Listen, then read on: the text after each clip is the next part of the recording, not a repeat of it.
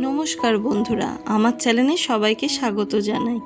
আজকে আপনাদের কাছে একটা রেসিপি শেয়ার করলাম, ভেটকি মাছের পাতুরি। মাছটা ঝাল খাবো বলে কিনে নিয়ে আসা হয়েছিল, কিন্তু মেয়ের বায়নাতে ওই মাছটাই পাতুরি করে নিয়েছি। ভেটকি মাছের পাতুরি করার জন্য আমি একটি পাত্রে মাছগুলোকে ভালো করে ধুয়ে একটু নুন মাখিয়ে রেখেছি। মশলাটার মাখানোর জন্য আমি একটু মিক্সিতে মশলা করে নিচ্ছি। প্রথমে একটু কালো সর্ষে নিচ্ছি, একটু সাদা সর্ষে নিচ্ছি, এরপর একটু পোস্ত নিচ্ছি, একটু কাজু কিশমিশ নিয়ে নিচ্ছি, একটু গোটা জিরে নিয়ে নিচ্ছি, আর স্বাদ মতন লঙ্কা নিয়ে নিচ্ছি। নিয়ে ভালো করে মিক্সিতে বেটে নিচ্ছি। মশলাটা আমার বাটা হয়ে গেছে। এবারে এই মশলাটা আমি মাছের মধ্যে দিয়ে দেবো। দিয়ে এর মধ্যে আমি একটু টক দই দেবো, সর্ষের তেল দেবো, হলুদ দেবো, লঙ্কা গুঁড়ো দেবো, আর একটু নুন দেবো। এবারে ভালো করে মশলাটাকে মিশিয়ে মাছটা কিছুক্ষণের জন্য রেখে দেবো। হাতে সময় থাকলে অনেকক্ষণ বেশিক্ষণ রাখবো, আর সময় না থাকলে মোটামুটি 1 ঘন্টার মতন মেখে রেখে দেবো।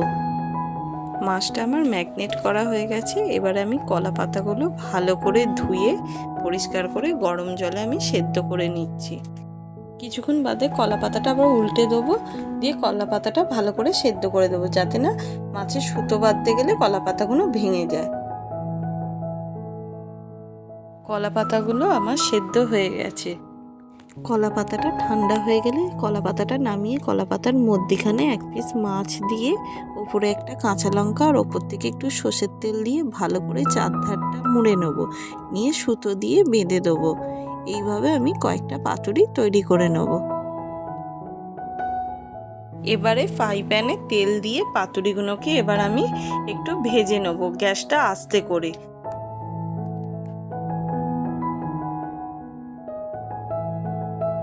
এটা ঢাকা দিয়ে 10 মিনিটের মতন ভাজতে দিতে হবে। 10 মিনিট বাদে ঢাকাটা খুলে দিয়ে মাছটা আমি আবার উল্টে দেবো, দিয়ে আবার কিছুক্ষণের জন্য ঢাকা দিয়ে মাছটা ভাজতে দেবো।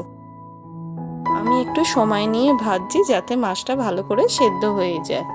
এভাবে একে একে আমি সব পাতুরিগুলো ভেজে নিচ্ছি। দেখুন আমার পাতুরিগুলো ভাজা কমপ্লিট হয়ে গেছে। রেসিপিটি যদি আপনাদের ভালো লাগে তাহলে লাইক, কমেন্ট এবং শেয়ার করবেন, এবং নিত্য নতুন ভিডিওর জন্য আমার চ্যানেলটি সাবস্ক্রাইব করবেন। ধন্যবাদ।